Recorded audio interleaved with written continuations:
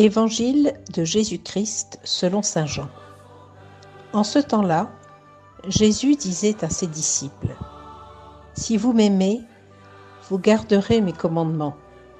Moi, je prierai le Père, et il vous donnera un autre défenseur qui sera pour toujours avec vous, l'Esprit de vérité. Lui que le monde ne peut recevoir, car il ne voit pas et ne le connaît pas. Vous, vous le connaissez, car il demeure auprès de vous, et il sera en vous. Je ne vous laisserai pas orphelins, je reviens vers vous.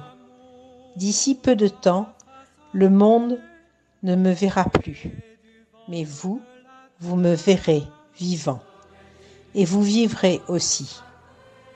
En ce jour-là, vous reconnaîtrez que je suis en mon Père et que vous êtes en moi, et moi en vous. Celui qui reçoit mes commandements et les garde, c'est celui-là qui m'aime. Et celui qui m'aime sera aimé de mon Père. Moi aussi, je l'aimerai et je me manifesterai à lui. » Acclamons la parole de Dieu.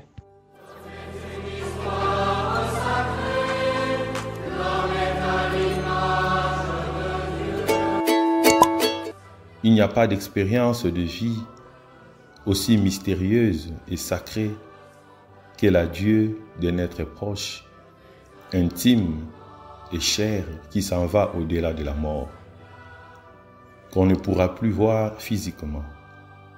C'est pourquoi l'évangile de Jean essaye de recueillir dans le dernier adieu de Jésus son testament. Ce que nous ne devons jamais oublier. L'essentiel de son message et ses dernières volontés. Grâce à la foi, nous passons de la mort à la vie, de l'absence à la présence, de la peine à la joie, de la haine à l'amour, du chagrin à la miséricorde, de la guerre à la paix.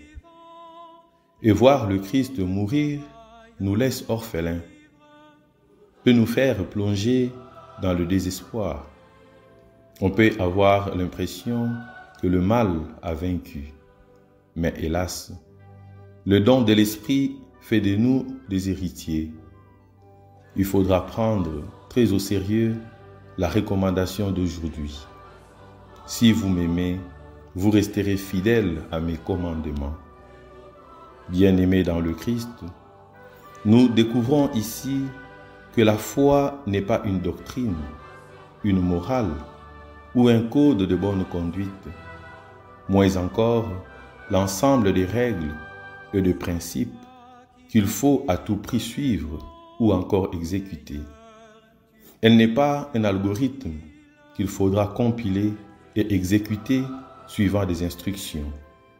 La foi consiste à aimer Dieu et aimer son prochain. C'est l'amour qui atteste que nous gardons le commandement et que l'Esprit repose en nous. C'est l'Esprit qui nous donne d'aimer en vérité, car aimer, c'est vivre. Aimer, c'est voir nos frères et sœurs avec le regard du Christ. Un regard qui ne s'arrête pas à l'extérieur, aux apparences. Un regard du cœur qui découvre ce qui est invisible pour les yeux. Nous devons tous être capables de découvrir la dignité et l'importance de chaque personne humaine. Nous devons détruire la haine, le racisme, la division, le tribalisme et autres tendances méchantes. Et si vivre, c'était déjà cela, accueillir, écouter, voir, aimer.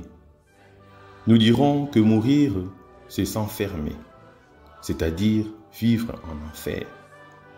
Vivre, c'est ouvrir un chemin de foi, de confiance, c'est prendre le risque d'aller vers les autres, de les accepter tels qu'ils sont, d'accepter de manger avec eux sur une même table. Je suis en mon Père, vous êtes en moi et moi en vous. Ce n'est plus moi qui vis, c'est le Christ qui vit en moi.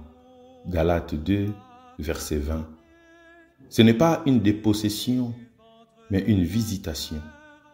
Nous sommes habités. Il y a la présence réelle de Dieu en nous.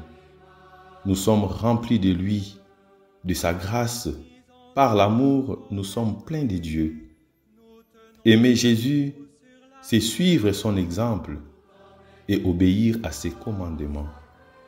C'est surtout être saisi dans le dynamisme qui le soulève. Le don de l'Esprit nous arrache à notre vie terre à terre pour nous faire participer à l'échange qui définit Dieu lui-même. Il procure une plénitude impassable pour des gens enfermés dans leur monde clos. Une chose est très claire pour l'évangéliste, le monde ne pourra voir ni connaître la vérité cachée de Jésus.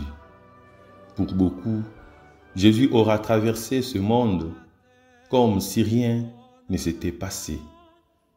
Il ne laissera aucune trace dans leur vie. Il faut de nouveaux yeux pour voir Jésus, les yeux de l'amour. Seuls ceux qui l'aiment pourront expérimenter qu'il est vivant et qu'il continue de nous faire vivre.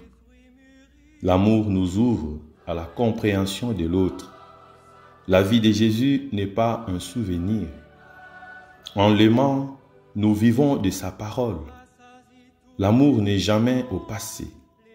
Si un amour devient au passé, c'est-à-dire il n'y a jamais eu l'amour. Jésus est la force et la lumière qui nous fait vivre dans la vérité. Quel que soit le point où nous nous trouvons dans la vie, accueillir Jésus en nous-mêmes nous conduit vers la vérité. La conversion dont nous chrétiens avons le plus besoin aujourd'hui est de passer d'une adhésion verbale, routinière et non concrète à Jésus, à l'expérience de vivre enraciné dans son esprit de vérité. C'est sur le fondement de Jésus que Dieu nous invite à construire notre vie. Demandons-lui de nous pénétrer de son esprit afin que nous comprenions toute la portée de cette exigence et que nous puissions prendre totalement part à l'humanité renouvelée par l'amour. Amen.